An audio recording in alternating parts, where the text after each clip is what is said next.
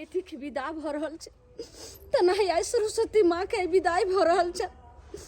हमरा तो पूरा कलेजा दहल रहल य। जहिया माँ एलखिन कते खुशी खुशी पूरा घर आंगन सबसा गुजै छले। आई माँ जा रहल छथिन हमरा सबके छोड़ के।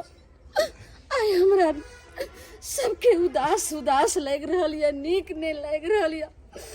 माँ सरस्वती माँ चलो सब गोटा मिल के इनका विदा करो। सुन के विदा करो सखी सब। गीत दे ना, गीत दे ना। हमनी के छोरी के नागरिया न हो कहवा गई छे माई। हमनी के छोरी के नागरिया न हो कहवा गई छे माई। तुही तो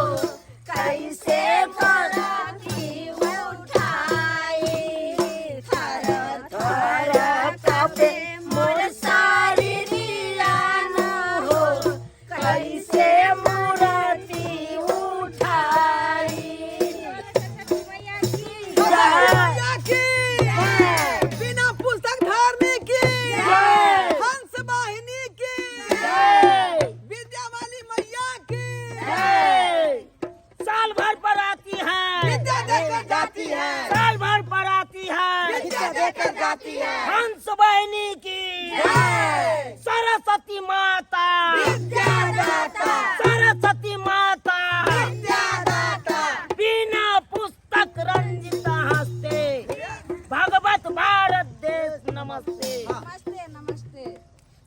गीत गाइयो ना एगो और नहीं निक लागे सुने सुने जाय छै।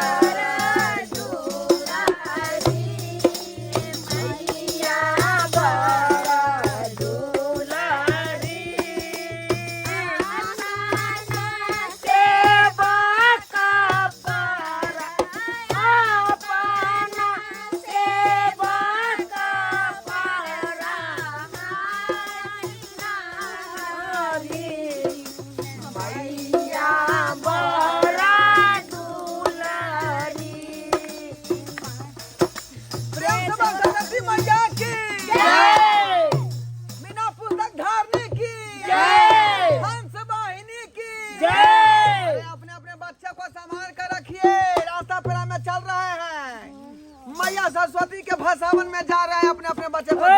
हट करो साइड भके चल साइड भके। हां चलिए उठाओ उठाओ गीत उठाओ। दियो एगो और दियो ना। अमुआला गबला पिया हो अमुआला गबला पिया हो अमुआला गबला पिया हो अमुआला गबला काहे ना लगबला पिया हो कहिया के गठिया काहे ना लगबला हे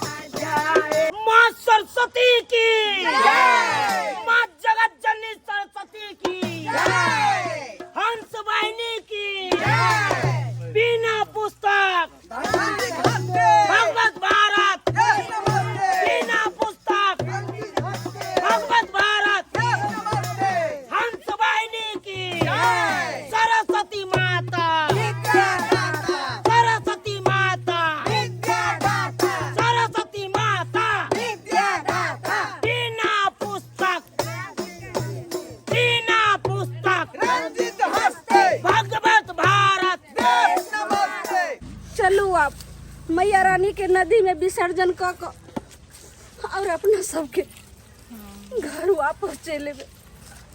हमरा जो जो मैया नदी के नजदीक पहुंच रहल छथिन तो हमरा जे छे से पूरा आत्मा दहिल रहल या। माँ सरस्वती माँ नहीं जाओ हमरा छोड़ के। हम सासुर जाय छै त करेज फाटे छ तहियो मैयो रोय छथिन देखै छियै इहो सब अपन घर द्वार जाय छथिन। साल भर से हम आशा लगैने रहियन जे माँ आइथिन कते मन में उल्लास रहे। आ जहन माँ एलखिन कते खुशी हमरा छायल रहे। आइ माँ जा रहल छथिन हमरा किछ नहीं निक लाग रहल या। अब यह हम सोचे छी अगर जाए भला रहती रहा तो हम माँ के साथ और ये नदी में माँ के साथ हम विसर्जन हो जीती रहा। माँ सोचते माँ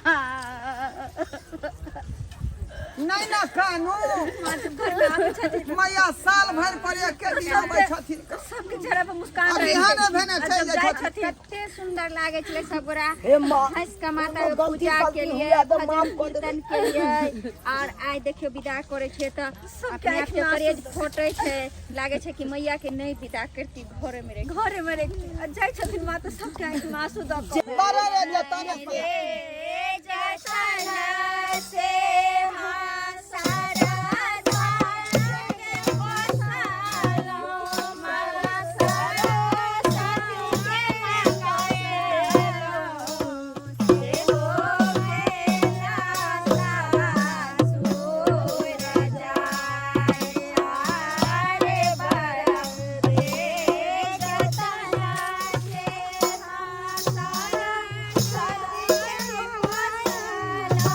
सारा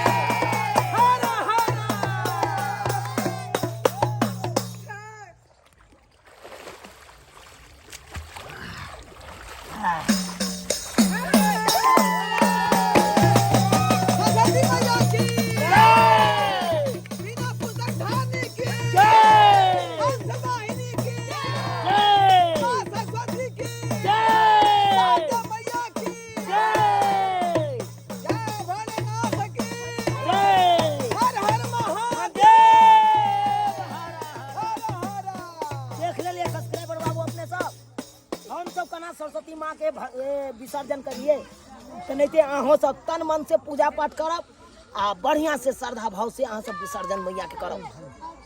तो हमर सबके भसान के वीडियो केहन लागल अहाँ सबके?